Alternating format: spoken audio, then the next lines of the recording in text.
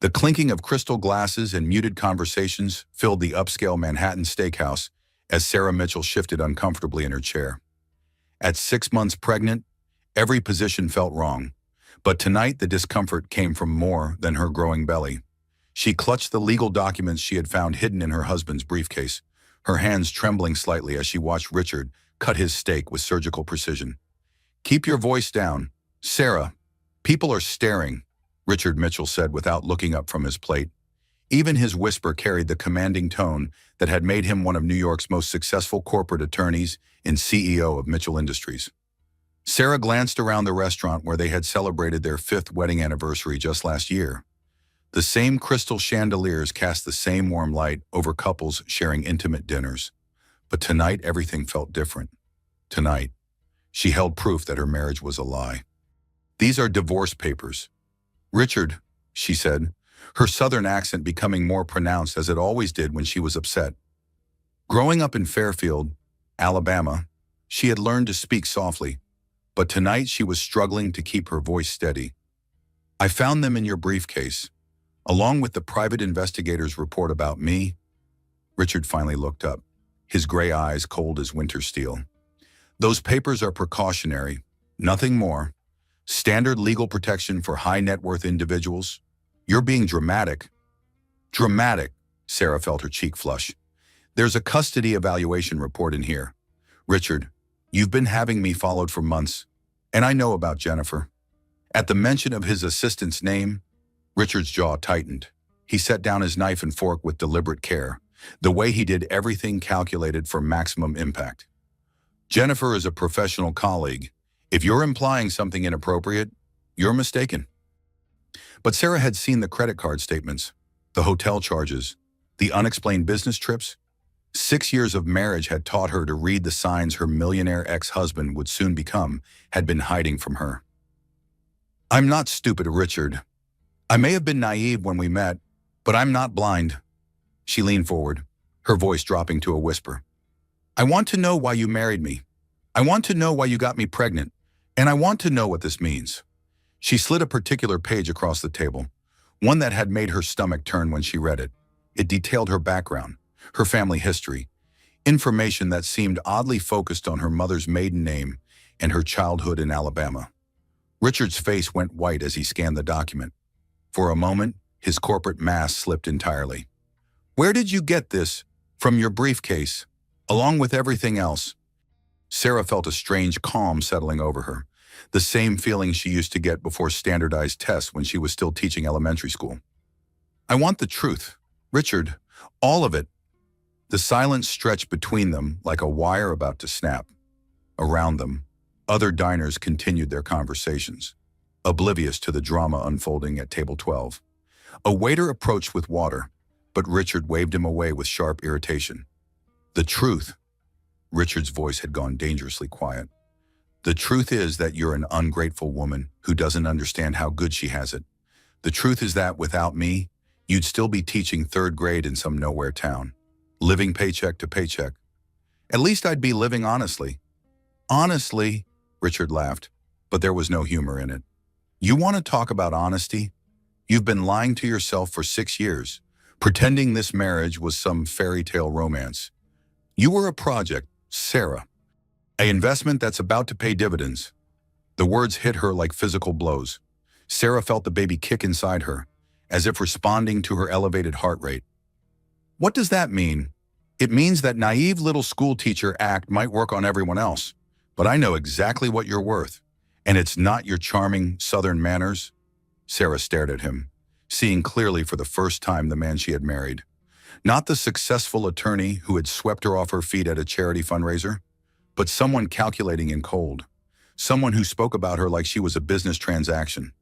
"You're talking about money?" she said slowly. "This is about money.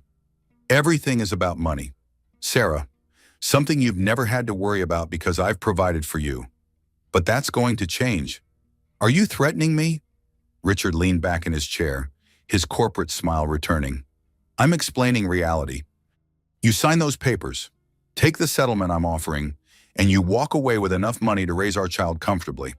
You fight me, and you'll discover just how expensive divorce can be. especially when there are questions about mental stability. Mental stability, pregnancy hormones, emotional outbursts, paranoid accusations about affairs. Very concerning behaviors for someone expecting to raise a child alone. Sarah felt something cold settle in her chest. This wasn't just about divorce. This was about custody, about control, about ensuring she could never escape or expose whatever game he had been playing. You can't do this. I can do whatever I need to do to protect my interests. And right now, my interests include making sure our child grows up understanding proper family values. The threat hung in the air between them. Sarah looked down at the documents again, her mind racing. There had to be something she was missing. Some piece of the puzzle that would explain why Richard had gone to such lengths to investigate her background. Why he seemed to know things about her family that she had never told him. The private investigator report, she said suddenly. It mentions my mother's maiden name. Why would you need to know that? Richard's confidence flickered for just a moment. Standard background verification. For a marriage, Richard, we dated for 2 years before we got married. You met my stepfather. You knew my history. Why would you need to investigate my mother's family? You're overthinking this. My mother died when I was 17. Her family wasn't part of my life. Why would you care about the Blackstone name at the mention of Blackstone? Richard went completely still. Sarah watched his face, seeing fear replace calculation for the first time in their marriage. Richard, what is the Blackstone name to you? Instead of answering, he reached across the table and grabbed her wrist, his grip tight enough to bruise. Listen to me very carefully. Sarah, there are things about your family that you don't understand, things that are better left buried. If you know what's good for you and our baby, you'll sign those papers and disappear quietly. Sarah tried to pull her wrist free, but his grip tightened. You're hurting me. I'm trying to protect you from making a mistake you can't undo. By forcing me to sign divorce papers, by threatening to take my baby, by keeping you away from people who will destroy you. The conversation was spiraling into territory Sarah didn't understand. She looked around the restaurant, hoping to catch someone's attention, but Richard's body blocked her from view of most other diners. Let go of me, Richard. Not until you promise me you'll stop digging into things that don't concern you. My family concerns me. Your family is me and our baby. Nothing else matters. Sarah felt a surge of anger unlike anything she had ever experienced. All the years of subtle criticism, of being made to feel small and grateful, of having her opinions dismissed as emotional or naive, crystallized into a moment of perfect clarity. My family is not you, she said, her voice carrying across the restaurant. And I'm not your property. The slap came so fast she didn't see it coming. The crack echoed through the dining room like a gunshot, and suddenly every conversation stopped. Sarah's cheek burned, and she tasted blood where her teeth had cut her lip. The silence stretched for what felt like hours but was probably only seconds. Then the whispers started, and Sarah realized that her life had just changed forever in the most public way possible. Ma'am, are you all right? Sarah looked up to see a waiter standing beside their table, his face pale with concern. He was tall, probably in his late 30s, with dark hair and green eyes that seemed oddly familiar. His voice carried a warmth that made her want to cry. I'm fine, she managed, though she was clearly not fine. The waiter looked at Richard with barely concealed disgust. Sir, I'm going to have to ask you to leave. This is a private matter, Richard snapped, but his voice lacked its usual authority. Not anymore, it isn't. The waiter's tone was calm but unmistakably firm. Security is already on the way. You can leave on your own, or they can escort you out. Richard looked around the restaurant, finally realizing that every eye was on him. His corporate image, so carefully cultivated over decades, was crumbling in real time. This isn't over, Sarah, he said as he stood up. You have no idea what you're getting yourself into. He threw his napkin on the table and stalked toward the exit, leaving Sarah alone with the curious stares of 50 strangers and a waiter whose presence felt strangely comforting. Can I get you some ice for your cheek? The waiter asked gently. Sarah nodded, not trusting her voice. As he walked away, she noticed something about his stride, something confident yet careful, like someone who had learned to move through the world with purpose but without attracting unwanted attention. When he returned with a cloth-wrapped ice pack, He sat down in Richard's abandoned chair without asking permission. "I know this is presumptuous," he said, "but you shouldn't be alone right now. And you definitely shouldn't drive." "I'll call a cab," Sarah said, accepting the ice pack gratefully. "What's your name?" "Sarah Mitchell." She paused. "Well, Sarah Wheeler Mitchell, I suppose. I'm not sure what my name is anymore." Something flickered across the waiter's face at the mention of Wheeler. "Wheeler," he repeated slowly. "From Alabama." Sarah looked at him sharply. "How did you know that? Your accent, and—" He hesitated, studying her face in a way that made her uncomfortable. "This might sound strange, but did you ever live in Fairfield?" Now Sarah was truly unsettled. "Who are you?" Instead of answering directly, he reached into his jacket and pulled out a business card. Sarah stared at it, her world tilting sideways. Blackstone Holdings. Marcus Blackstone, Chief Executive Officer. The name hit her like a physical blow. Blackstone, the same name that had been in Richard's investigation report. The same name that had made him go white with fear. "I don't understand," Sarah whispered. Marcus Blackstone looked at her with those familiar green eyes, and when he spoke, his voice was gentle but certain. "I think you do, Sarah. I think you've always known something was missing. I think you've spent your whole life feeling like a piece of you was somewhere else." Sarah stared at this man who claimed to be a billionaire CEO, but had been serving her dinner, who knew her hometown and her maiden name, who looked at her like he had been searching for her his entire life. "Who are you?" she asked again. "I'm your brother," Marcus said simply. "And I've been looking for you for 25 years. 3 hours later, Sarah sat in her empty penthouse apartment, staring at the business card that had turned her world upside down. The ice pack had long since melted, leaving her cheek tender but the bruise fading. What wasn't fading was the impossible claim from a man who said he was her brother. Marcus Blackstone. The name echoed in her mind like a half-remembered song. She had searched it online as soon as she got home, and the results had made her sink into Richard's imported leather chair with disbelief. Forbes listed Marcus Blackstone as the 38th richest person in America, worth $4.2 billion. The tech empire he had built from nothing included software companies, real estate holdings, and venture capital investments that spanned 3 continents.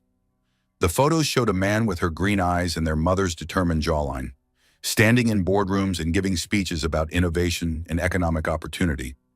But what struck her most was something in his expression in every photo, something guarded yet hopeful, like someone who had achieved everything but was still searching for something specific. Her laptop sat open to a 2019 interview where he discussed growing up in foster care in Alabama after his mother disappeared when he was 13. He spoke carefully about overcoming abandonment, about channeling the pain of loss into business success, about the importance of family even when family wasn't traditional. "I learned early that the people who are supposed to love you can leave without warning," he had said in the interview. "But I also learned that love isn't about blood relations. It's about choosing to show up for people, even when it's difficult." Sarah remembered being 17 when her mother died. Car accident, her stepfather Tom had said. Tragic, sudden, nothing anyone could have done. They had moved from Alabama to New York 6 months later, and Tom had legally changed her name from Sarah Blackstone Wheeler to Sarah Wheeler, saying it would help her start fresh without painful reminders. Now she wondered if there had been other reasons. The apartment felt different tonight, like a stage set where she had been playing a role without knowing it. Everything Richard had chosen, from the minimalist furniture to the abstract art that meant nothing to her, suddenly felt like a costume she was ready to shed. Her phone buzzed with a text from Richard. "We need to talk. This doesn't have to be difficult." She deleted it without responding. Then she called the number on Marcus Blackstone's business card. He answered on the first ring, as if he had been waiting. "Sarah, I need to ask you something," she said without preamble. "Do you remember a little girl who used to read under an oak tree behind the blue house on Maple Street?" The silence stretched for several seconds. When Marcus spoke again, his voice was rough with emotion. "You had a book about a princess who saved herself. You read it so many times the cover fell off." Sarah closed her eyes, remembering. She had been maybe 7 or 8, and there had been an older boy who sometimes brought her lemonade and sat quietly nearby while she read. Her mother had called him her guardian angel, but Sarah had been too young to understand the significance. "That was you," she said. "That was me. I was 15, working after school at the grocery store, but I always made sure to check on you on my way home. Mom said you were too little to understand why I couldn't live with you and Dad. But you're my brother." "Half-brother," Marcus corrected gently. "Same mother, different fathers. Mine was complicated, violent. Mom got us both out when I was little, but your father could provide stability for you that she couldn't give me." Sarah felt tears starting. "Why didn't anyone tell me?" "Because Mom made everyone promise to protect you from the truth. She was terrified that my father would find us and hurt you to get to her. When she died, your stepfather honored that promise. Even from you, especially from me. Tom Wheeler is a good man. Sarah, he moved you across the country and changed your name because he was genuinely afraid for your safety. My father was in and out of prison throughout my teens. The last thing Mom wanted was for you to grow up in that shadow."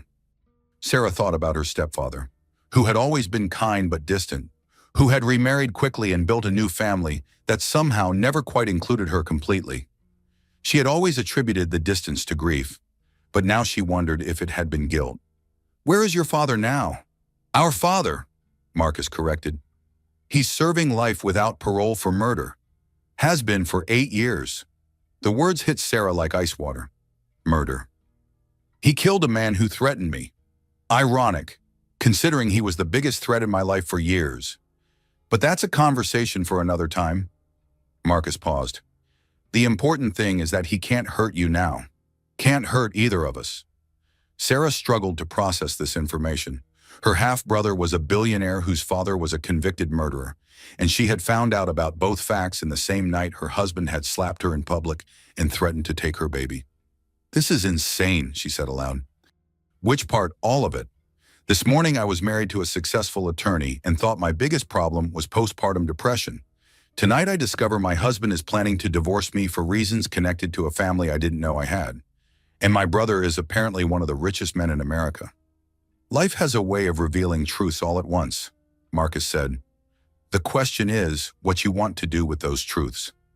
Sarah looked around the apartment that had never felt like home, thinking about the divorce papers and the threats and the way Richard's grip had left finger-shaped bruises on her wrist.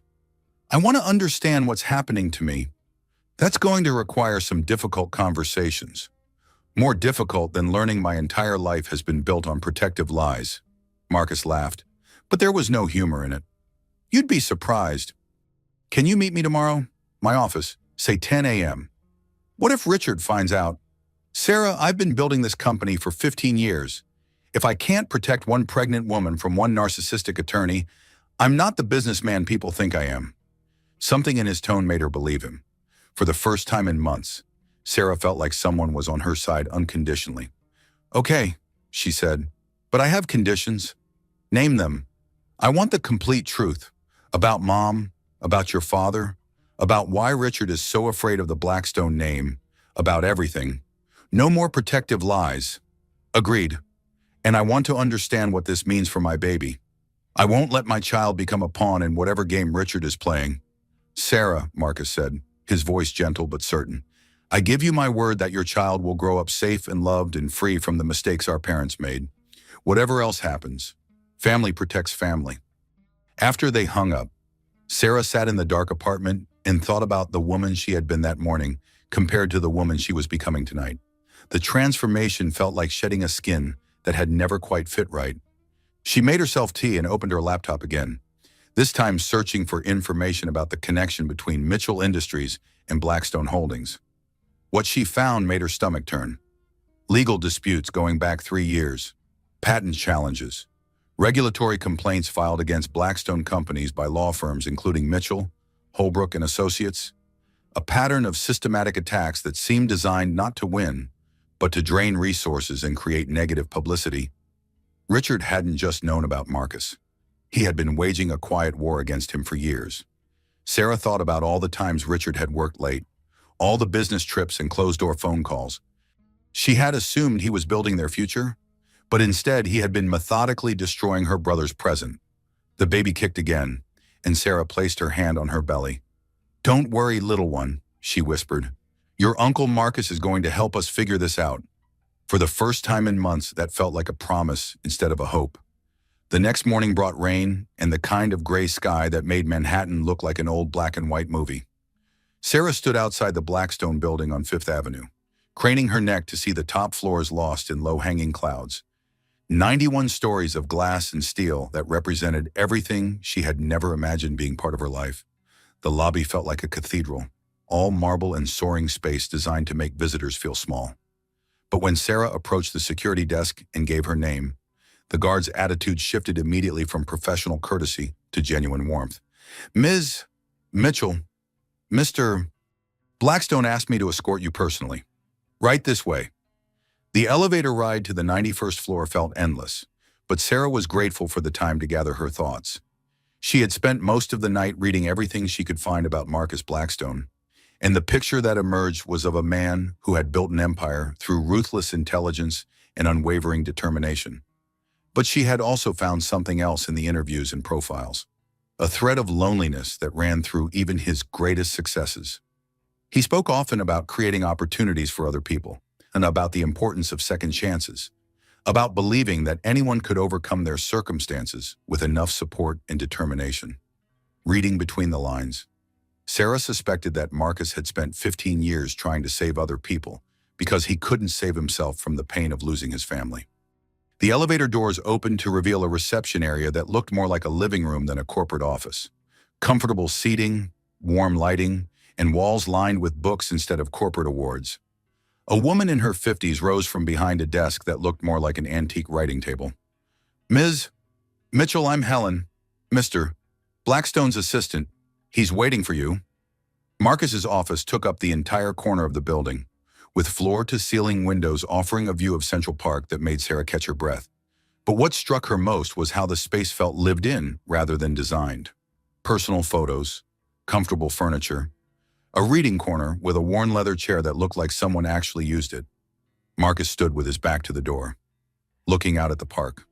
When he turned, Sarah was struck again by how familiar his face was, how much he looked like their mother around the eyes. "Thank you for coming," he said simply. "Thank you for telling me the truth, or at least part of it." Marcus gestured to a seating area away from his desk, 2 chairs positioned to take advantage of the view. Between them sat a folder that Sarah suspected contained the rest of her story. "Coffee, water, Helen makes incredible tea if you prefer." "Actually, I'd like to start with this," Sarah said, pulling out a photograph she had found in her jewelry box that morning. It showed a young woman with dark hair and green eyes, holding a toddler while a slightly older boy stood beside them. "This is the only picture I have of our mother with both of us." Marcus took the photo with hands that weren't quite steady. "I remember this day. Mom had just bought you that dress with the pink flowers. You insisted on wearing it everywhere for a month. I don't remember the dress, but I remember feeling safe, like we were a real family. We were a real family, for a little while." Sarah settled into her chair, placing her hands on her belly as the baby shifted restlessly. "Tell me what happened. All of it." Marcus was quiet for a long moment, his fingers tracing the edge of the photograph. "Our father, Victor Blackstone, was what people politely call troubled, alcoholic, violent, unable to hold a job for more than a few months at a time. Mom tried to make it work because she believed marriage was forever. But by the time I was 10, she was planning our escape. Both of us. That was the plan. She had been saving money, making contacts in other states, researching how to disappear completely. But Victor found out." Sarah felt her chest tighten. "What did he do? He beat me badly enough to put me in the hospital for a week. Told Mom that if she tried to leave with us, he would kill all 3 of us rather than let her take his children away." Children. You have to understand. Victor saw ownership where other people saw family. We weren't his children to love. We were his property to control. The idea of Mom taking us away drove him into rages that terrified everyone who saw them. Sarah thought about Richard's coldness, his casual threats about custody and mental stability. Different methods, perhaps, but the same fundamental view of women and children as possessions. "So Mom chose to save one of us rather than lose both," she said quietly. "She made the hardest decision any parent can make. She took you and ran, leaving me with promises that she would come back for me as soon as it was safe. But it was never safe. Marcus shook his head. Victor spent 2 years looking for you, hired private investigators, put up reward money, even got some of his criminal friends involved. Mom lived in constant terror that he would find you and carry out his threats. What changed? I did. Marcus's voice went flat. When I turned 13, I was big enough and angry enough to fight back. Victor came home drunk one night and started in on me, but this time I hit him back, put him in the hospital with a broken jaw and 3 cracked ribs. Sarah stared at him. You were 13 years old enough to be tired of being afraid. After that night, Victor left me alone, but he also became more focused on finding you and Mom. Said he needed to teach her that taking his property had consequences. Did he find you? Not Mom. She was too smart, too careful. But he tracked down your stepfather's information somehow. Tom Wheeler called Mom in a panic, said someone had been asking questions about you at your school. Sarah felt cold creeping up her spine. What did Mom do? She made another impossible choice. She called Tom and told him to take you and disappear. Change your name. Move across the country. Cut all ties with anyone who knew about your connection to Alabama. She told him that if Victor found you, he would use you to hurt her, and then he would kill all of you to cover his tracks. And Tom agreed. Tom loved you. Really loved you. Not the possessive way Victor understood love. He took you to New York, legally adopted you, gave you his name, and built you a life where Victor Blackstone could never reach you. Sarah felt tears starting. What about you and Mom? We agreed that the safest thing was for me to go into foster care. Mom would stay hidden until Victor gave up looking for you, and then we would figure out how to rebuild our family. But that never happened. Victor was arrested for assault 6 months later, and then again for robbery. He was in and out of prison for the next 4 years, always making threats about what he would do when he got out, always making it clear that finding you was his top priority. Sarah realized she was holding her breath.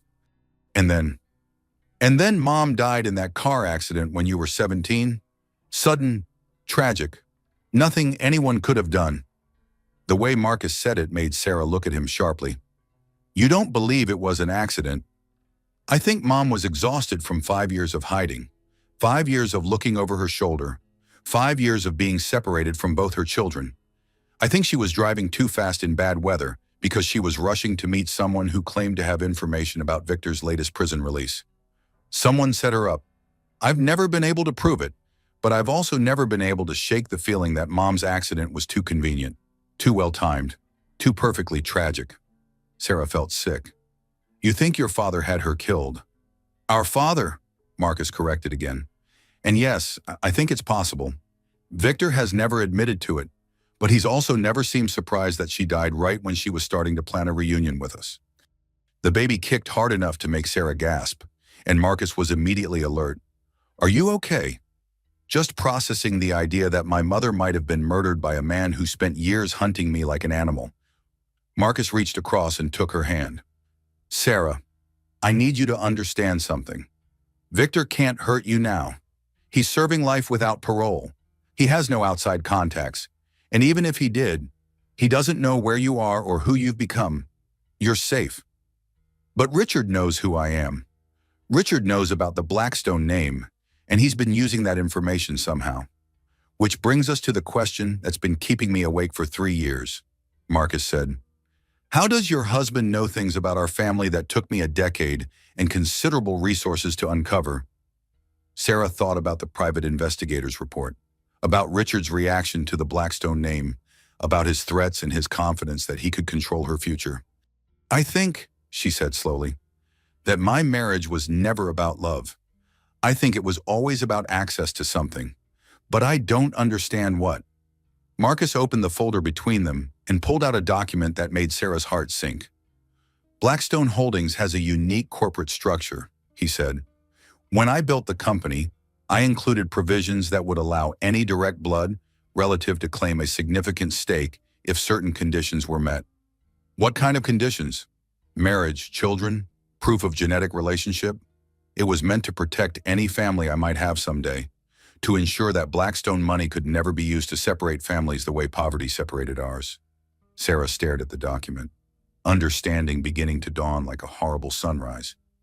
Richard married me because he thought he could get access to your money through our child. I think Richard married you because someone told him that marrying a Blackstone heir would eventually pay off in ways he couldn't imagine. The question is who gave him that information and why? Sarah thought about her comfortable life with Richard, about how he had always been generous with money but controlling about everything else, about how he had insisted on handling all their financial planning and legal affairs. He's been playing a long game, she said. Years and years of investment in a relationship that he thought would eventually make him rich. Very rich. If you had claimed your inheritance and then divorced him, community property laws would have given him access to hundreds of millions of dollars. The scope of the deception hit Sarah like a physical blow. She had spent 6 years loving a man who had seen her as nothing more than a pathway to wealth that she hadn't even known existed. But if he divorced me first, she said slowly, before I knew about my connection to you, he could claim that you concealed assets during the marriage, could argue for a larger settlement based on fraud. Very clever. Actually, Sarah felt a surge of anger that surprised her with its intensity. He was going to steal my inheritance and my child and make me grateful for whatever scraps he left me. That appears to have been the plan. Until you found those papers and connected the dots? What happens now? Marcus smiled, and for the first time since she had met him, he looked genuinely dangerous. Now we figure out who's been feeding Richard information about our family. And then we make sure that anyone who tries to use a Blackstone for their own gain learns why that's a very bad idea. Sarah looked at her brother, seeing not just the successful businessman, but the 13-year-old boy who had been willing to fight back against impossible odds. I want to help, she said. Sarah, you're 6 months pregnant and going through a divorce. You need to focus on taking care of yourself and your baby. This is my life they've been manipulating. This is my child they're planning to use as a bargaining chip. I'm not sitting on the sidelines while other people decide my future. Marcus studied her face, and Sarah saw the moment he recognized something familiar in her expression. You have mom's eyes, he said quietly. But you have her backbone too. Okay, we do this together. But we do it smart, and we do it safe. What's the first step? The first step is moving you somewhere Richard can't find you while we figure out his next move. I have a place that's secure, comfortable, and completely private. I can't just disappear. I have doctor's appointments, responsibilities, all of which can be handled with better security and a lot more backup than you've had so far. Marcus leaned forward. Sarah, I've spent 25 years wondering what happened to my sister. I'm not losing you again because we underestimated what desperate people are willing to do. Sarah thought about Richard's threats, about his confidence that he could control her future, about the cold calculation in his eyes when he had slapped her. Okay, she said, but I want to understand everything. No more protective lies, no more decisions made for my own good. I want to know what we're dealing with and how we're going to handle it. Agreed. But first, I want you to meet someone who's been helping me search for you all these years. Someone who has some theories about how Richard got his information. A private investigator who specializes in corporate espionage and family reunification. Her name is Detective Maria Santos, and she thinks your husband's connection to our family goes back much further than either of us realized. As if summoned by her name, the office door opened and a woman in her 40s entered, carrying a thick file and wearing the kind of expression that suggested she had news no one was going to like. Ms. Mitchell, she said, we need to talk. Detective Maria Santos had the kind of presence that made people confess things they had never planned to tell anyone. Compact and efficient, with graying hair pulled back in a practical ponytail and eyes that missed nothing. She settled into the third chair in Marcus's office and opened her file with the care of someone handling evidence. Before we start, she said to Sarah, I need you to understand that what I'm about to tell you is going to change how you see everyone in your life. Are you sure you're ready for that? Sarah looked between Maria and Marcus, noting the tension in her brother's shoulders. I don't think I have a choice anymore. There's always a choice. You could walk away right now, take Marcus's offer of financial security, and build a quiet life somewhere far from all of this. Lots of people would consider that the smart move. Would you? Maria smiled, but it didn't reach her eyes. I've never been accused of being smart, but I have been accused of being thorough. She pulled out a photograph and placed it on the table. "Do you recognize this man?" Sarah looked at the picture and felt her world tilt sideways again. "That's my stepfather, Tom Wheeler. Taken 3 weeks ago outside Richard's office building." The implications hit Sarah like ice water. "Tom has been talking to Richard." "More than talking. According to my sources, Tom Wheeler has been providing Richard with detailed information about your family background for over 2 years." Sarah stared at the photograph, trying to reconcile the man who had raised her with the betrayal it represented. "That's impossible. Tom protected me from all of this. He moved us to New York, changed my name, built me a new life." "He did," Maria agreed. "And he's been terrified ever since that he made the wrong choice." Marcus leaned forward. "What do you mean Tom Wheeler has been carrying guilt about your mother's death for 25 years? He blames himself for not doing more to protect her, for not finding a way to keep your family together, for taking Sarah so far away that Maria died alone?" Sarah felt tears starting. He never said anything. What could he say that he'd been second-guessing himself for decades, that he wondered if Maria would still be alive if he'd made different choices? Maria pulled out another document. 2 years ago, someone approached Tom with an interesting proposition. "Richard," Sarah said. "Actually, no. Someone claiming to represent Richard's interests, but working for a third party. They told Tom that they had located Marcus Blackstone and were working on a family reunion. They said they needed background information about Maria and Sarah to facilitate the process safely." Marcus's expression darkened. And Tom believed them. Tom wanted to believe them. He'd been watching Marcus's success for years, following his business career, hoping someday there would be a way to reconnect you with your sister without endangering anyone. When these people approached him with what seemed like a legitimate reunification effort, he saw it as a chance to finally do the right thing. Sarah felt sick. So he told them everything. Everything he knew. Your new name, your location, your marriage, your husband's career. He thought he was helping to heal your family. Instead, he was giving Richard ammunition to destroy it, Marcus said grimly. "It gets worse," Maria continued, "because once Tom started talking, these people kept coming back with more questions. About your mother's last days, about Victor Blackstone's threats, about the specific circumstances of Maria's death. Why would they care about that?" Maria exchanged a look with Marcus. "Because Victor Blackstone didn't stop being dangerous when he went to prison. He's been running a small but efficient criminal organization from inside, and his sons from his first marriage have been very interested in making sure no one challenges their claim to be his only heirs." Sarah felt the baby kick as her heart rate spiked. His sons. Victor had 2 sons before he met your mother. Professional criminals who've been waiting 25 years for him to die, so they can inherit whatever assets he managed to hide before his conviction. What assets? That's the million-dollar question. Literally. Maria pulled out another document. Victor Blackstone may have been a violent drunk, but he was also smart enough to hide significant money in accounts that no one has been able to locate. Money from years of organized crime activities that the FBI never recovered. Marcus was very still. How much money? Conservative estimates suggest somewhere between $10 and $50 million. Enough to make people very motivated to eliminate any potential competition for inheritance rights. Sarah realized she was having trouble breathing. Competition like me.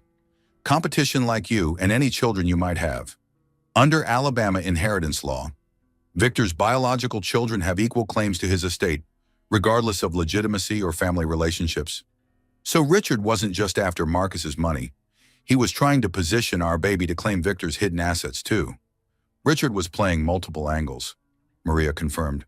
Marry into the Blackstone family, gain access to Marcus's legitimate wealth, and eventually claim a share of Victor's criminal assets through his child's bloodline.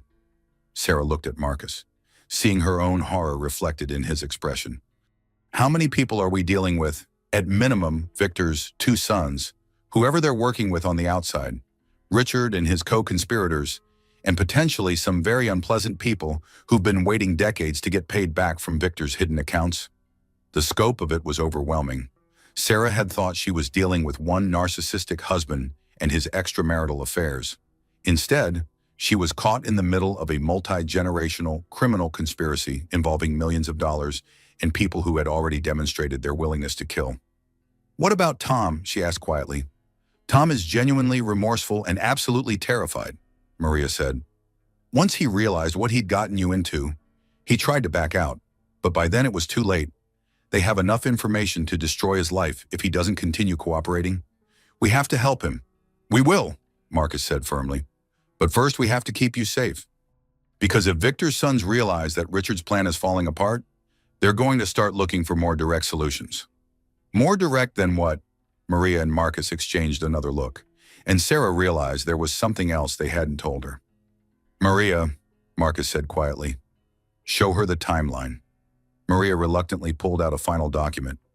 These are the dates of significant events in your family's story, cross-referenced with some interesting coincidences. Sarah scanned the timeline, her confusion growing. I don't understand what I'm looking at.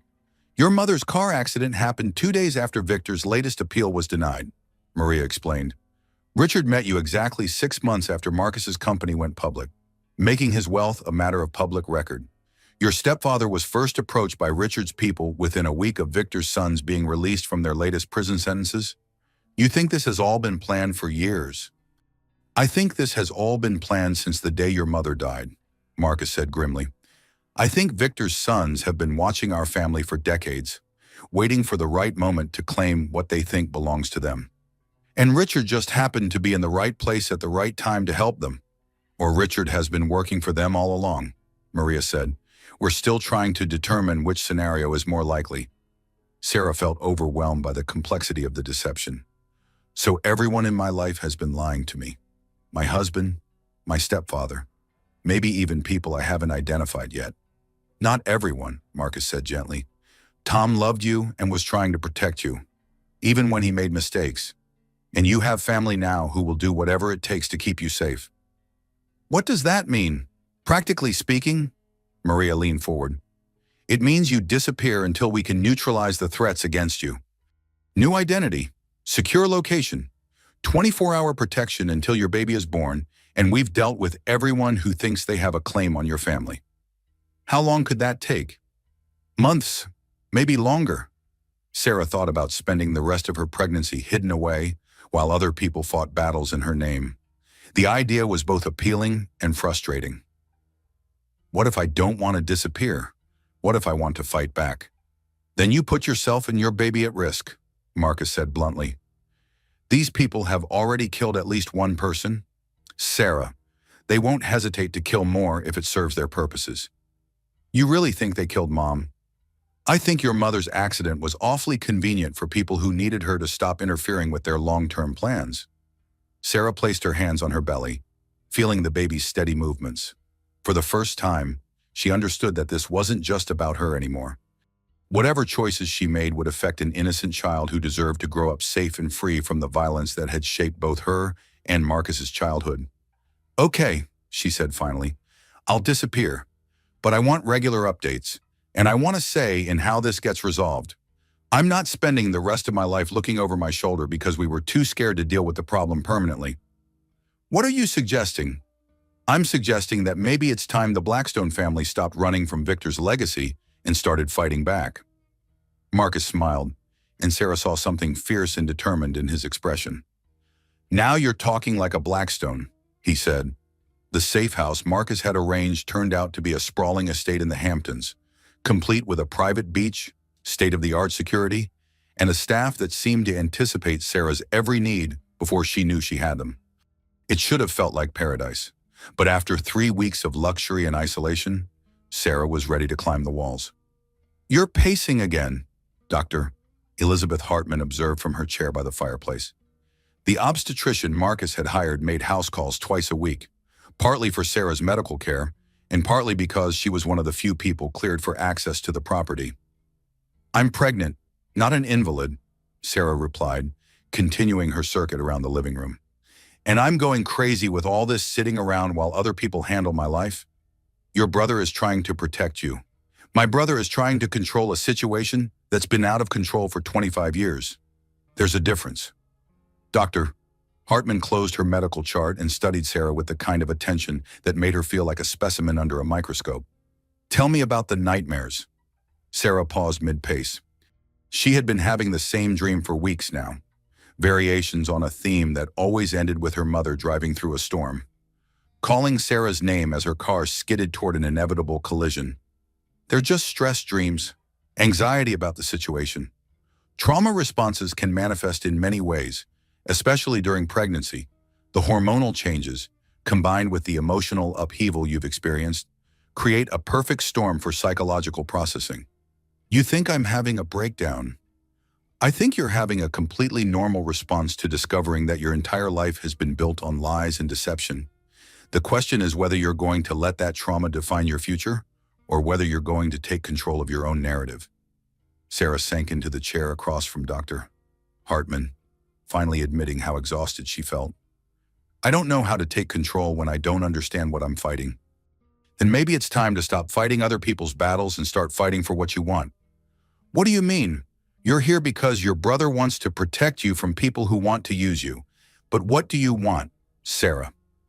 If you could write the ending to this story yourself, what would it look like? Sarah thought about the question that had been haunting her for weeks. What did she want for months? She had been reacting to other people's decisions, other people's revelations, other people's plans for her future. I want my child to grow up free, she said finally. Free from the violence that shaped my family. Free from people who see children as assets to be leveraged. Free from the kind of fear that made my mother choose exile over fighting back. That's a good start. What else? I want the truth. All of it. About my mother's death. About Victor Blackstone's assets. About who's been manipulating my life and why. I'm tired of living in a story where I don't know the plot. And personally, what do you want for Sarah, separate from being a mother or a sister or a victim? The question caught Sarah off guard. She realized she had spent so many years being defined by her relationships to other people that she had forgotten to consider what she wanted for herself. I want to matter, she said quietly. I spent 6 years married to a man who saw me as a means to an end. I want to be valued for who I am, not what I can provide or what I represent. Do you think that's possible with your current life situation? Sarah looked around the beautiful prison Marcus had created for her, thinking about the bodyguards outside and the surveillance system monitoring every entrance to the property. Not if I stay hidden forever. Not if I let other people make all the decisions about my safety and my future? Dr. Hartman nodded. What would taking control look like? Practically speaking, I don't know. I don't have the resources or the knowledge to fight people like Victor's sons on my own. But you have a brother who does have those resources. The question is whether you want to be a partner in that fight or a bystander to it. Before Sarah could answer, her phone buzzed with a call from Marcus. She had been expecting his daily check-in, but his voice sounded strained in a way that immediately put her on alert. Sarah, we need to talk. Can Dr. Hartman stay for this conversation? Of course. What's wrong? Maria got some new information about Richard's activities. We know why he's been so confident about controlling your divorce settlement. Sarah put the call on speaker so Dr. Hartman could hear. Tell me. Richard has been building a case to have you declared mentally incompetent. He's been documenting what he calls emotional instability, paranoid behavior, and delusional thinking. He's planning to argue that your pregnancy, combined with the stress of learning about your family connection to me, has triggered a psychological break that makes you unfit to make decisions about your own life or your child's future? The words hit Sarah like physical blows. He can't do that. He can if he has enough evidence. And according to Maria's sources, he's been very methodical about creating that evidence. Dr. Hartman leaned forward. What kind of evidence? Medical records showing Sarah's anxiety and depression during pregnancy. Documentation of her accusations about his affair, which he's characterizing as paranoid jealousy. Witness statements about her emotional outbursts, including the restaurant incident. Sarah felt sick. He's going to use my reaction to being slapped as proof that I'm unstable. It gets worse. He's also planning to argue that your connection to me represents a dangerous influence, given my family history of violence and criminal activity. He wants to paint your relationship with me as evidence of poor judgment that could endanger your child. This is insane. This is very clever, Dr. Hartman said grimly. Pregnancy-related mental health issues are real and well documented. If Richard can convince a judge that Sarah is experiencing postpartum psychosis or severe depression, He could potentially gain full custody and control over all financial decisions. Sarah realized she was shaking. How long do we have? Richard filed preliminary paperwork yesterday. You have 30 days to respond before he can request an emergency custody hearing. Can we fight it? We can, but it's going to require you to be visible and active in your own defense. No more hiding. No more letting other people handle your legal affairs. You'll need to demonstrate competency, stability, and good judgment in front of multiple professionals and possibly a judge. Sarah thought about the safe house, about the luxury and isolation that had felt like protection, but might now look like avoidance of responsibility. Marcus, I need to come back to the city. Absolutely not. It's not safe. It's not safe for me to look like I'm hiding from my problems either. If Richard is building a case that I'm mentally unstable, then disappearing for weeks and avoiding all my normal responsibilities is exactly the kind of behavior that supports his argument. Dr. Hartman nodded. Sarah's right. Extended isolation, especially during pregnancy, can actually contribute to mental health issues. If she's going to fight this competency challenge, she needs to demonstrate that she's engaged with her life and making rational decisions. The threats against her are real, Marcus insisted. Then we deal with the threats while I'm living my life, not by putting my life on hold indefinitely. Sarah could hear Marcus's frustration through the phone. Sarah, you don't understand how dangerous these people are. And you don't understand how dangerous it is for a woman to let other people make all her decisions for her, even people who love her. The line was quiet for several moments. When Marcus spoke again, his voice was thoughtful rather than argumentative. What are you proposing? I'm proposing that we stop playing defense and start playing offense. Richard thinks he can use my family history against me. But what if we use it for me instead? How? What if we take control of the narrative? What if instead of hiding from the Blackstone legacy, we embrace it and use it to expose everyone who's been trying to exploit it? Dr. Hartman looked intrigued. Go on. Marcus, you've spent 15 years building a business empire based on the idea that anyone can overcome their circumstances. I've spent my whole life not knowing I had circumstances to overcome. What if we tell that story publicly? You want to go public with all of this. I want to take away Richard's ability to control the narrative about my mental state and my judgment. Instead of letting him paint me as an unstable woman who can't handle the truth about her family, what if I tell the story of a woman who discovered she had a brother and chose to fight for her family instead of running from it? Marcus was quiet for a long moment. That's incredibly risky. Sarah, once this story is public, there's no taking it back. Once Richard files his competency case, there's no taking it back anyway. At least this way, I get to tell my own story instead of having it told for me. What about the threats? What about Victor's sons and the people who've been manipulating your life? What about them? They've been operating in shadows for 25 years, counting on secrecy and fear to give them power. What happens to that power when everything is public? When the FBI and the media and the entire world are watching to see what happens to the Blackstone family? Dr. Hartman smiled. That's not the reasoning of an unstable woman. That's the reasoning of someone who understands exactly what she's up against and has chosen to fight back strategically. Marcus, I need to come home. I need to be part of this fight, not a bystander to it. And I need to do it in a way that demonstrates competency and good judgment, not fear and avoidance. The line was quiet for so long that Sarah wondered if the call had dropped. When Marcus finally spoke, his voice carried a note she had never heard before Pride. Okay, sister, let's go to war. Sarah's return to Manhattan felt like stepping into a different world, one where her name had acquired weight and meaning she was still learning to understand. The penthouse apartment she had shared with Richard had been transformed by a team of security experts into what Marcus cheerfully called a fortress with good lighting, complete with reinforced doors, surveillance systems, and panic rooms disguised as walk-in closets. This feels excessive, Sarah said, watching two men in expensive suits test the response time on her new security alarms. This feels necessary, Marcus replied, reviewing a tablet full of monitoring data. Maria's intelligence suggests that Victor's sons are getting impatient with Richard's slow-burn approach. They're pushing for more direct action. Meaning what? Meaning they think it might be easier to eliminate the competition than to outmaneuver it legally. Sarah placed her hand on her belly. feeling the baby's reassuring movements. At 7.5 months pregnant, she felt like she was carrying a basketball under her ribcage. But Dr. Hartman insisted that both she and the baby were thriving despite the stress. Have you heard from Richard? Every day. He's been calling, texting, having flowers delivered, playing the part of the concerned husband whose pregnant wife is being influenced by dangerous people. And his legal case, Marcus's expression darkened, stronger than we'd like. He's got statements from your former colleagues questioning your judgment, medical records documenting anxiety and mood changes, even testimony from neighbors who've noticed changes in your behavior. What kind of changes? Isolation, paranoia, abandoning your normal routines? All easily explained by learning that your husband was planning to divorce you and steal your inheritance. But Richard's team is framing it as evidence of psychological instability triggered by pregnancy hormones and family trauma. Sarah felt frustrated by how reasonable Richard's argument sounded.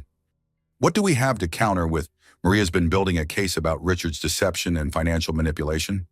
We can prove he's been planning this divorce for years, that he married you under false pretenses, that he's been systematically undermining your mental health to build his legal case.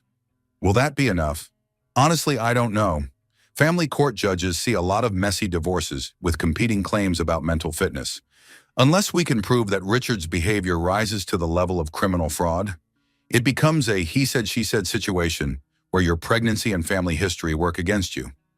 Sarah looked around the apartment that no longer felt like home, thinking about the public narrative strategy she had proposed at the safe house. What if we don't wait for family court? What if we take this public first? I've been thinking about that. There are risks. Everything has risks. What are the benefits? Marcus pulled up a chair, settling in for what she recognized as one of his strategic planning sessions. The benefits are significant. If we control the timing and framing of this story, we can potentially neutralize several threats at once. How a first? We take away Richard's ability to claim you're having a psychological break by demonstrating that you're lucid, articulate, and making rational decisions about your family and your future. Sarah nodded. What else? Second, we force Victor's sons out of the shadows. Right now, they're operating through intermediaries and proxies, which gives them deniability. If the FBI starts investigating their connection to this situation publicly, they either have to retreat or escalate in ways that expose them to prosecution.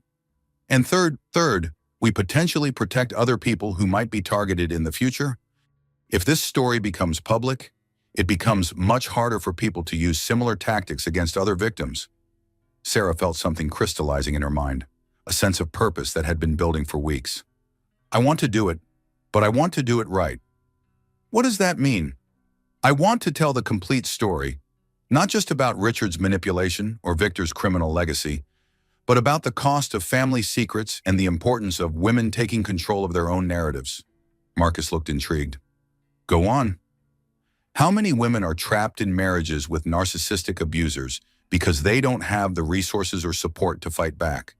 How many families are destroyed by secrets that are kept to protect people, but end up isolating them instead? You want to make this bigger than just our situation? I want to make this meaningful beyond just our situation. If I'm going to put my life and my baby's future on the line, I want it to matter for more than just winning a custody battle. Before Marcus could respond, Sarah's phone rang with a call from an unknown number. She almost declined it, but something made her answer. Hello, Sarah. It's Tom. Her stepfather's voice sounded older and more fragile than she remembered.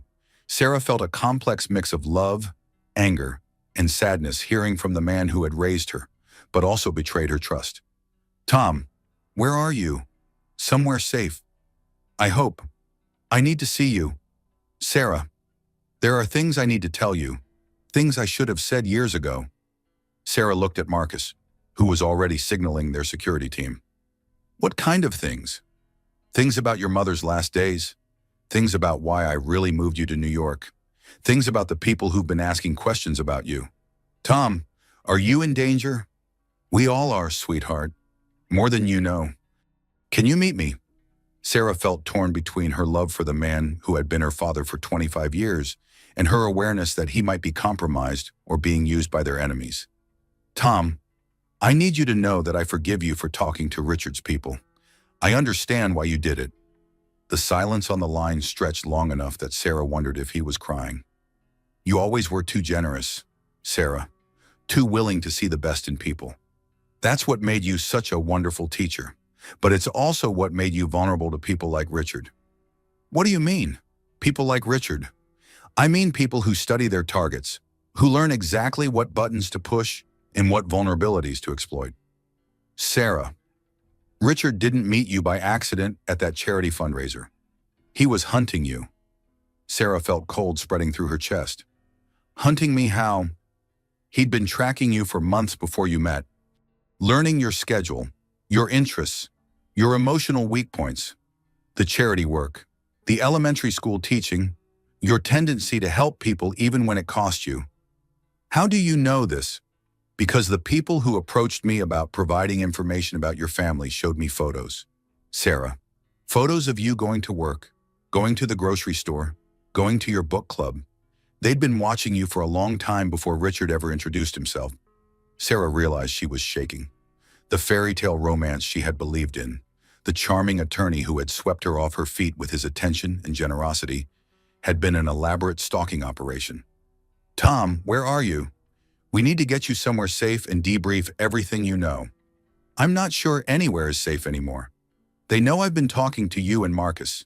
They know I'm not going to cooperate anymore. Who is they, exactly? People who think Victor Blackstone's money belongs to them. People who've been waiting 25 years to collect on debts that your father owed before he went to prison? Sarah felt the baby kick hard, responding to her elevated stress levels. Tom, listen to me carefully. I want you to go to the nearest police station and ask for protective custody. Tell them you have information about organized crime and that your life is in danger. Sarah, do it now, Tom. Please, I can't lose you too. The line went dead, leaving Sarah staring at her phone with a terrible sense of foreboding. Marcus was already on his phone with Maria, coordinating efforts to locate Tom and assess his safety. But Sarah was thinking about something else, something that crystallized her resolve about going public with their story. Marcus, she said when he finished his call, how quickly can we arrange a press conference? Why? Because I don't want to spend the rest of my life hiding from people who think they own me. And I don't want my child to grow up in a world where victims are expected to stay quiet while predators operate openly. Marcus studied her face, seeing something there that made him nod slowly. How soon can you be ready? I've been ready my whole life. I just didn't know it yet. The press conference was scheduled for Thursday morning at the Blackstone Holdings headquarters. But by Wednesday evening, Sarah was second-guessing everything. She stood in Marcus's office, looking out at the city lights and wondering if she was about to make the biggest mistake of her life or finally take control of her own narrative. The media response has been significant, Helen reported, reading from a list of RSVPs. CNN, NBC, ABC, The New York Times, Wall Street Journal, and about 20 other outlets. This is going to be a major story. Any word from Richard? Sarah asked. His lawyer called 3 times today, Marcus replied. Very polite request that you reconsider any public statements that might prejudice ongoing legal proceedings. Translation, he's panicking. Translation, he knows that once you tell your story publicly, his narrative about your mental state becomes much harder to sell. Maria Santos entered the office carrying a thick folder and wearing an expression that made everyone look up immediately. We have a problem, she announced without preamble. Sarah felt her stomach drop. What kind of problem? The kind that suggests tomorrow's press conference just became much more dangerous than we anticipated. Maria opened her folder and spread several photographs across Marcus's desk. These were taken this morning outside various Blackstone Holdings properties. Sarah stared at the images, seeing unfamiliar men in dark cars positioned where they could observe everyone coming and going from Marcus's buildings. Surveillance, Marcus said grimly. More than surveillance. 3 of these men have criminal records connected to Victor Blackstone's organization. They're not here to watch. They're here to send a message. What kind of message? The kind that says your family has attracted attention from people who don't like publicity. Sarah felt the baby kick as her anxiety spiked. Are we talking about immediate physical danger? We're talking about people who've spent decades operating in shadows and are now facing the possibility of national media attention on their activities. That makes them unpredictable. Marcus was already on his phone, speaking in low, urgent tones to his security team. Sarah watched him transform from her protective older brother into the billionaire executive who had built an empire through strategic thinking and calculated risks. "Options," he said when he finished his call. "We postponed the press conference," Maria said immediately. "Move Sarah back to the safe house. Wait for law enforcement to assess and neutralize the threats." "Which could take weeks or months," Sarah protested. "Meanwhile, Richard proceeds with his competency case and potentially gains custody of my baby. Better than you getting hurt or killed. Is it better for my child to grow up with a father who manipulated and abused their mother, who married her under false pretenses and planned to steal her inheritance? Is it better for them to never know their uncle or their real family history?" Maria and Marcus exchanged a look that told Sarah they had already discussed this scenario. "There's another option," Marcus said carefully, "which is, we move the press conference to a more secure location and use it to force everyone's hand at once. Meaning we don't just tell your story about Richard's manipulation. We tell the complete story about Victor's criminal organization, about the threats against our family, about the systematic intimidation of anyone who might challenge their control over his hidden assets." Sarah felt something click into place. "We make it impossible for them to operate in shadows anymore." "Exactly, we put everything on the record, with federal law enforcement present, in a way that makes any retaliation against us a federal crime, with dozens of witnesses." Maria looked skeptical. "That's incredibly risky. You're essentially declaring war on people who've already demonstrated their willingness to kill." "They declared war on us 25 years ago," Marcus replied. "We're just finally fighting back." Sarah thought about her mother, dying alone in a car accident that might not have been an accident. She thought about Tom, somewhere in hiding because he had tried to help her. She thought about the baby growing inside her, who deserved to inherit a legacy of strength rather than fear.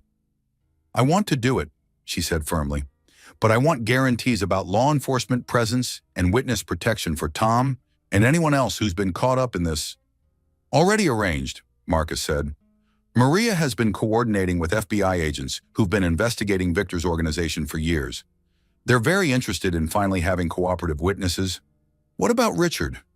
"Richard becomes a footnote in a much bigger story.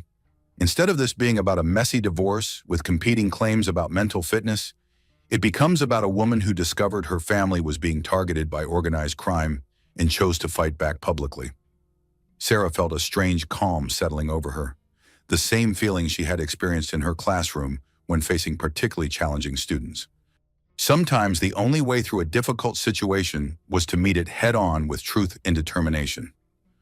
"When do we start preparing my statement?" "We've already started," Marcus said, pulling out a legal pad covered with notes. "But the final version needs to be in your voice, telling your story the way you want it told." Sarah spent the next 4 hours working with Marcus and Maria to craft a statement that balanced legal precision with emotional truth. She wanted to expose the systematic manipulation she had experienced without sounding like a victim, to acknowledge the dangers her family faced without appearing unstable or paranoid. "The key," Maria explained, "is to sound like someone taking control of their narrative, not someone whose narrative is out of control. What if I am someone whose narrative is out of control? Then you fake it until you make it, because the alternative is letting other people control your narrative forever." Sarah thought about the woman she had been 6 months ago, compliant and grateful and willing to let Richard make all the important decisions. That woman felt like a stranger now, someone she had been playing rather than someone she actually was. "I've been thinking about something," she said to Marcus as they worked on the final draft, "about why Victor's sons waited so long to make their move." "What do you mean? They could have tried to claim his assets years ago, or they could have gone after you directly when your company went public. Why wait until now to target me?" Marcus looked thoughtful. "What's your theory?" "I think they needed to be sure Victor was never getting out of prison. As long as there was a possibility he might be released, they couldn't risk openly challenging his authority or claiming his money. But something changed. His latest appeal was denied 6 months ago. Finally and permanently, for the first time in 25 years, they know for certain that Victor is going to die in prison." Maria nodded slowly. "Which means for the first time, They can start planning to inherit his empire without worrying about his reaction, but only if they eliminate any other potential heirs first. You and any children you might have. Sarah placed her hand on her belly, feeling the baby's steady heartbeat under her palm, which means this was always going to come to a head eventually. Richard just gave them a convenient method for gaining control. So stopping Richard doesn't stop the larger threat. No, but exposing the larger threat neutralizes Richard and potentially protects other people who might be targeted in the future. Marcus smiled, and Sarah saw something fierce and proud in his expression. You know what I realized tonight? What? You've stopped thinking like someone who's being hunted and started thinking like someone who's hunting back. Sarah considered that assessment, recognizing its truth. Somewhere in the process of uncovering the layers of deception that had shaped her life, she had transformed from prey into predator. Is that good or bad? It's survival, and it's exactly the kind of thinking that's going to keep you and your baby safe. Sarah looked out at the city again, thinking about all the people going about their lives, unaware that tomorrow she was going to tell a story that would change everything for everyone involved. Marcus, what if this doesn't work? What if going public just makes us bigger targets? Then we deal with whatever comes next, but we deal with it as a family, and we deal with it in the light instead of hiding in shadows. Promise me something. Anything. Promise me that no matter what happens tomorrow, we don't let fear make our decisions anymore. We don't let other people's violence control our choices. Marcus took her hand, his grip warm and steady. I promise. But you have to promise me something too. What? Promise me that if this gets too dangerous, if the threats escalate beyond what we can handle, you'll let me get you and the baby somewhere safe while we finish this fight. Sarah looked at her brother, seeing in his face the same protective instinct that had led their mother to make impossible choices 25 years ago. I promise I'll always prioritize my baby's safety, but I won't promise to hide while other people fight my battles for me. Those days are over. Marcus nodded, accepting the compromise. Then let's go make some history. Thursday morning dawned gray and cold, with the kind of persistent drizzle that made Manhattan look like a noir film. Sarah stood in the bathroom of Marcus's office, looking at herself in the mirror and wondering if the woman staring back at her was brave enough for what she was about to do. At 8 months pregnant, she felt like she was carrying the weight of the world along with her baby. But there was something different in her reflection today. Something steady and determined that hadn't been there 6 months ago when Richard had slapped her in that restaurant. The press conference was scheduled for 10 a.m. in the Blackstone Holdings main conference room, which had been transformed into a media center complete with cameras, microphones, and enough security to make the Secret Service proud. Sarah could hear the murmur of voices through the walls as reporters and law enforcement officials took their positions.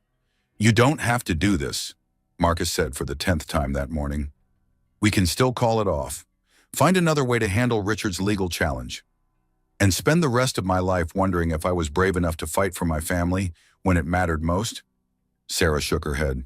No, I'm done letting other people make decisions about my future. Maria Santos appeared in the doorway, carrying a tablet and wearing the kind of expression that suggested she had news that would complicate everything. We just got word from the FBI, she said without preamble. Victor's sons made contact this morning. They want to negotiate. Sarah felt her heart rate spike. Negotiate what? They're offering to leave you alone permanently in exchange for a public statement that you renounce any claim to Victor Blackstone's assets and agree never to pursue information about your mother's death. Absolutely not, Marcus said immediately. It's not his decision, Sarah replied, looking at Maria.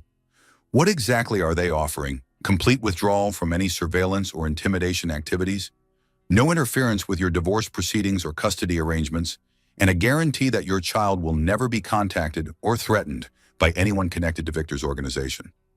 In exchange for giving up my right to know how my mother died and any potential inheritance from a man I've never met. Essentially, yes.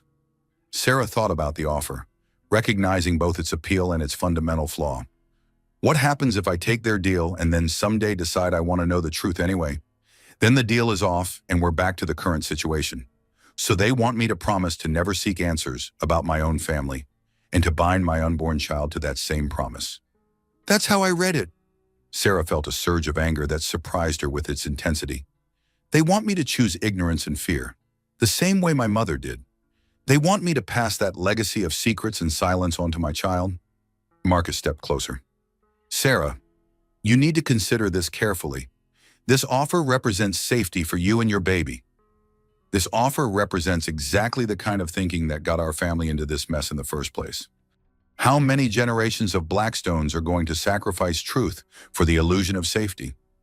Maria looked between Sarah and Marcus, clearly seeing the tension building between them. "There's something else," she said carefully.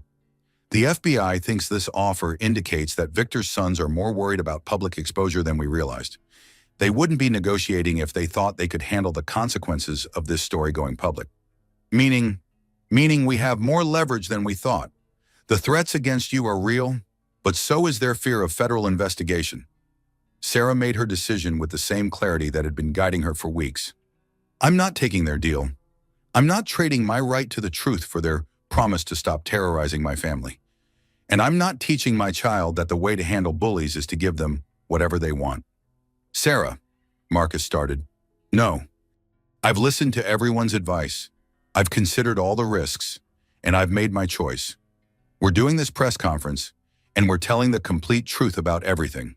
Before anyone could argue further, there was a knock on the door.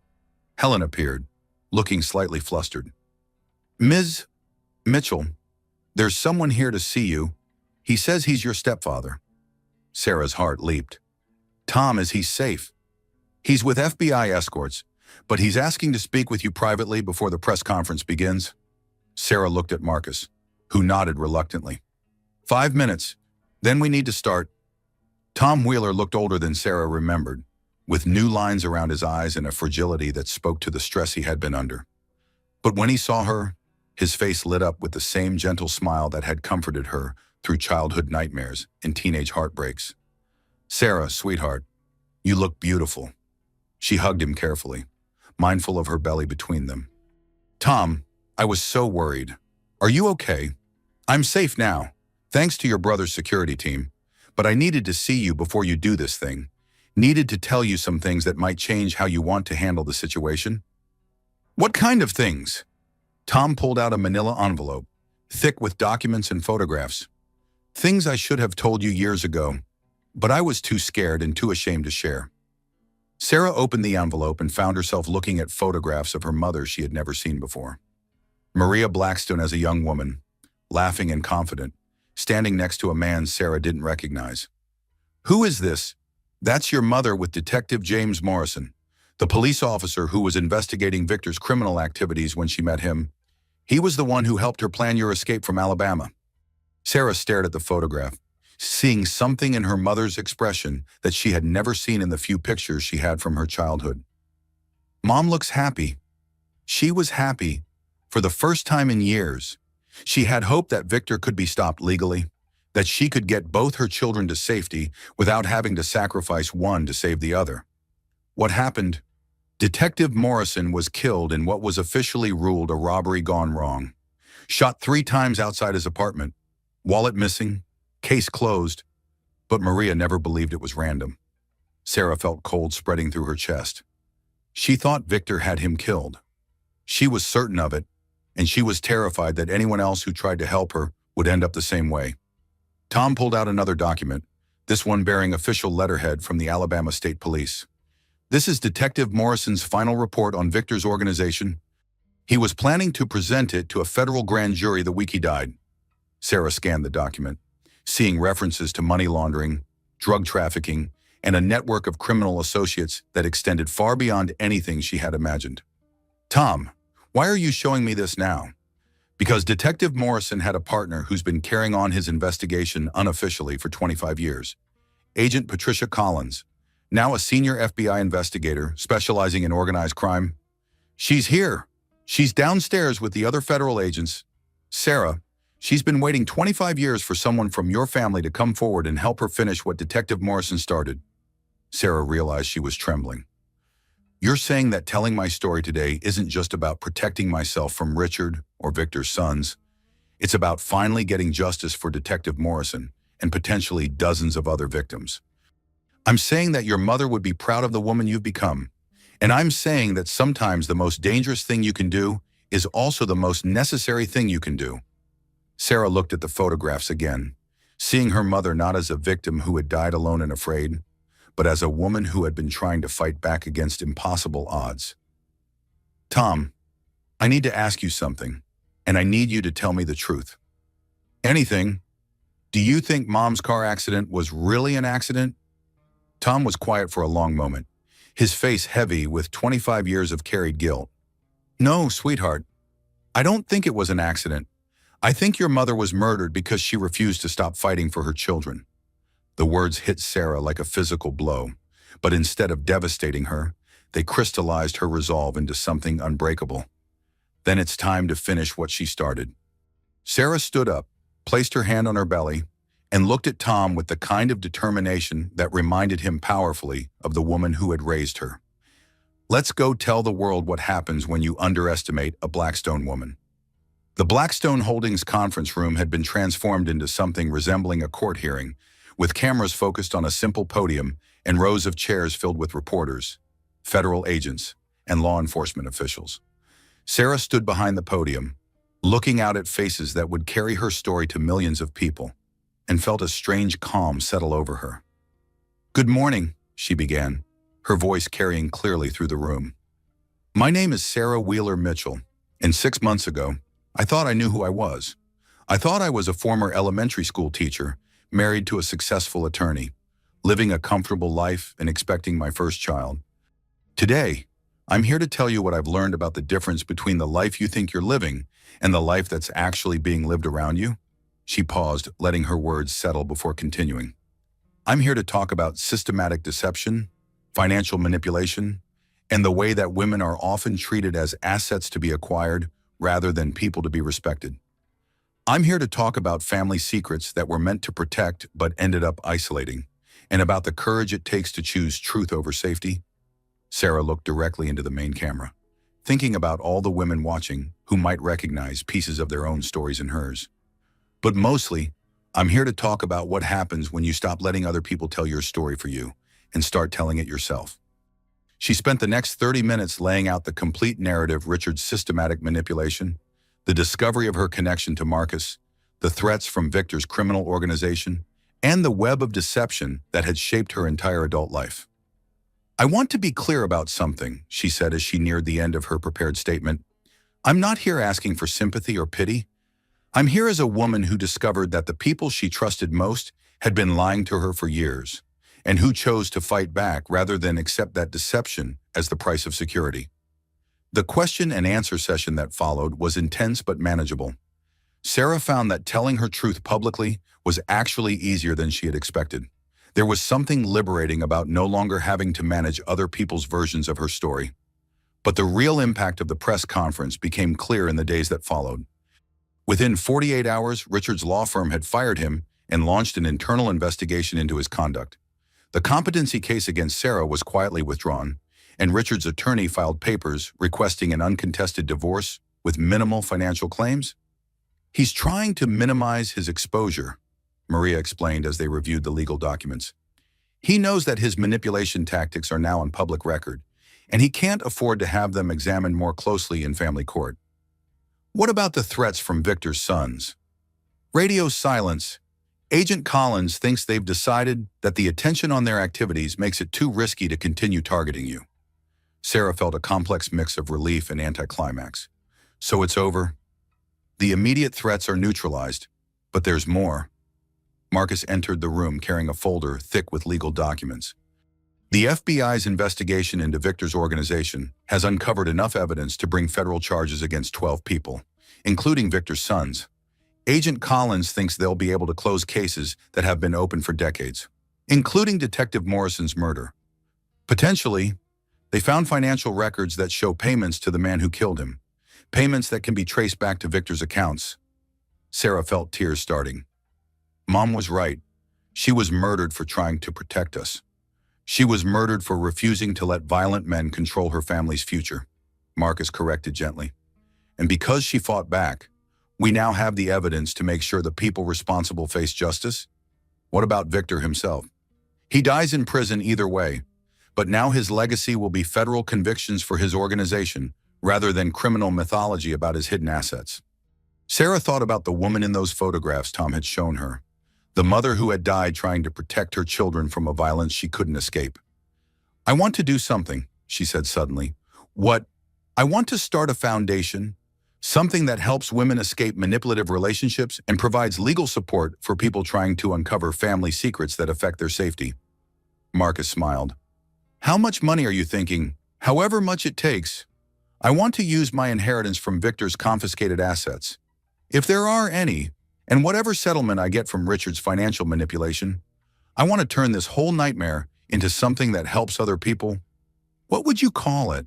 Sarah thought about her mother's courage, about Detective Morrison's dedication, about all the women whose stories might never be told publicly, but who deserve support in their private battles.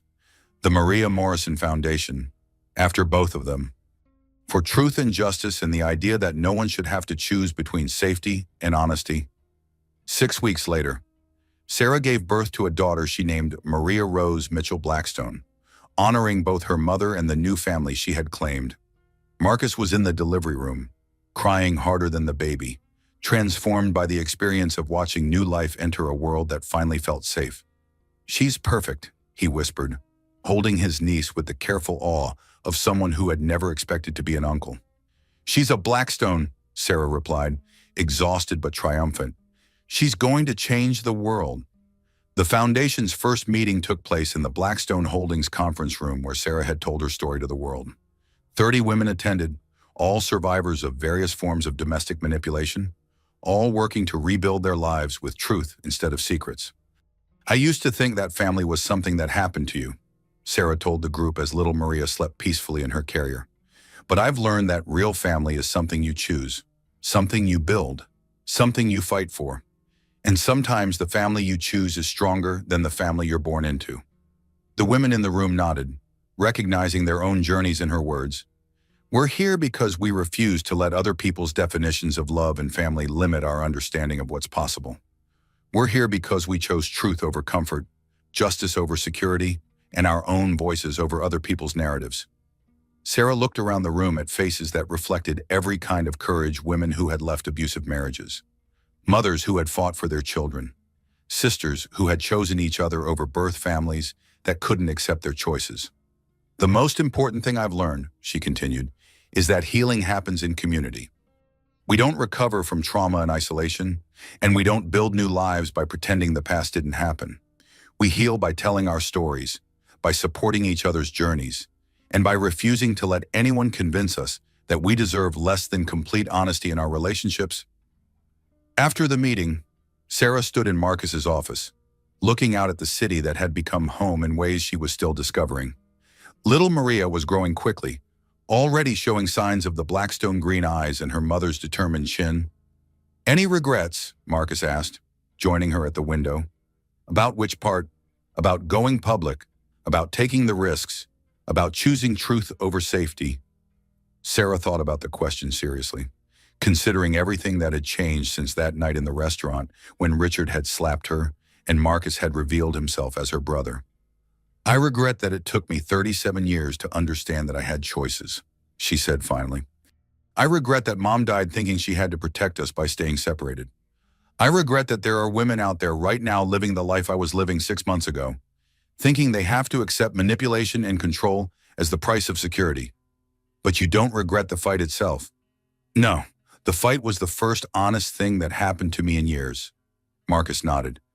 "What's next?" Sarah looked down at her sleeping daughter, thinking about the world she wanted Maria to inherit. "Next, we keep fighting. We keep telling the truth. We keep supporting women who are finding their voices, and we keep building the kind of family that Mom dreamed of, but didn't live to see." "Sounds like a plan. Sounds like a legacy." Sarah placed her hand on the window, looking out at the city full of people living their own complicated stories, fighting their own battles for truth and safety and love. For the first time in her life, she felt like she was exactly where she belonged. 1 year later, Sarah stood in the same Manhattan restaurant where her life had changed forever. But this time she was there for the Maria Morrison Foundation's first annual fundraising dinner. The private dining room was filled with supporters, survivors, and advocates who had helped build something meaningful from the wreckage of her former life. It feels different being here, Marcus observed, joining her near the window where they could watch the early spring rain painting the city in soft gray tones. Everything feels different, Sarah replied, adjusting 10-month-old Maria on her hip. The baby was alert and curious, reaching for everything within her grasp, with a kind of fearless determination that reminded Sarah powerfully of her mother. But good different, honest different. The evening's program was simple but powerful testimonials from women whose lives had been changed by the Foundation's legal support and counseling services, updates on the federal cases that had resulted from Sarah's testimony, and a presentation about expanded services planned for the coming year. But for Sarah, the most meaningful moment came when Agent Patricia Collins approached her during the cocktail hour. "Miss Mitchell, I wanted to thank you personally," the FBI investigator said, her voice carrying the weight of 25 years of patient investigation. "Because of your courage in coming forward, we were finally able to close Detective Morrison's case. His family has been waiting decades for answers. Was it really Victor who ordered his murder? We'll never be able to prove it directly, since Victor refuses to cooperate with any investigations.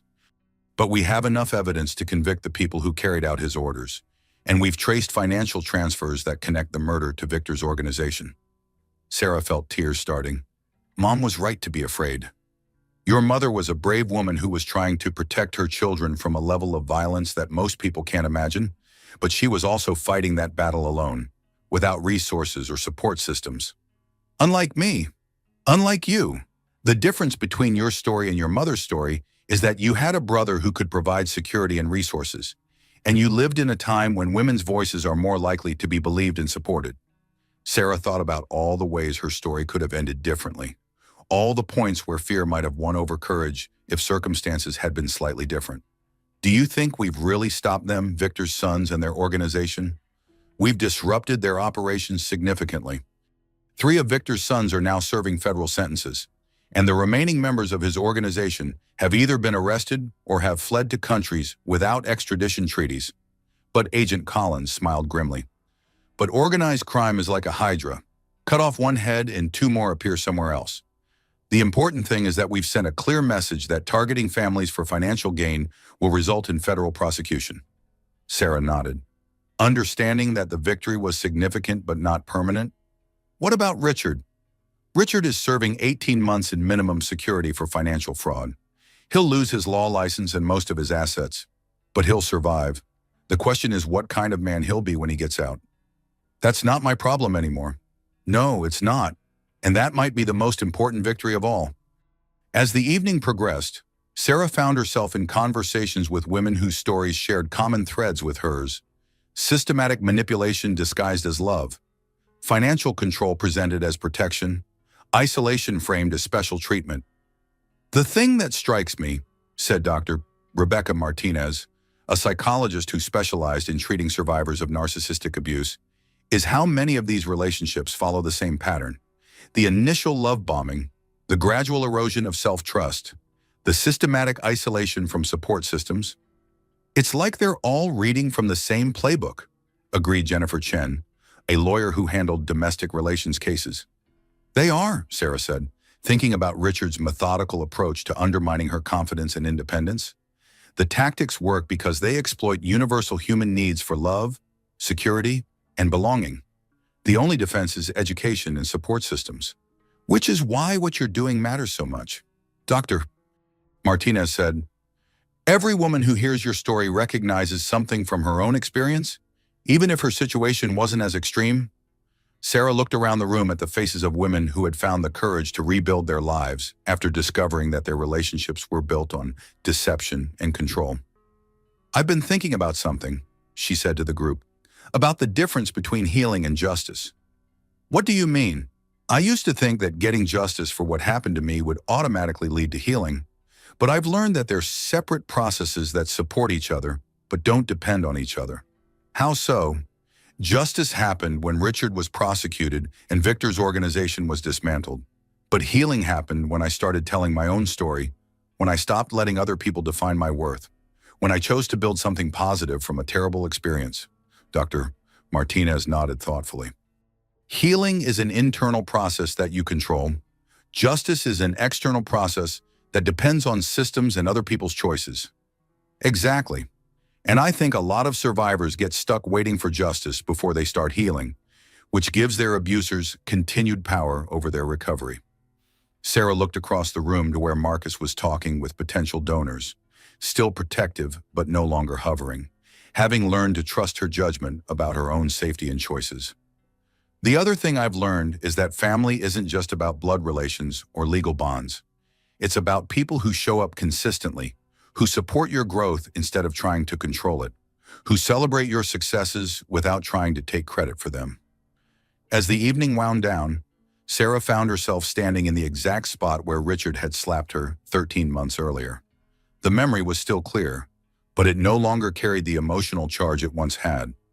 Thinking about that night, Marcus asked, appearing beside her with a sleeping Maria in his arms, thinking about how different everything is now.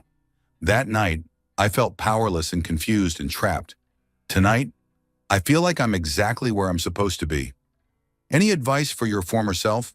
Sarah considered the question seriously. I would tell her that the slap wasn't the worst thing that happened that night. The worst thing was all the years before the slap, when she accepted being treated as less than equal and convinced herself it was normal. And the best thing was that the slap finally made her angry enough to stop accepting unacceptable treatment. Marcus smiled. Mom would be proud. I think so too.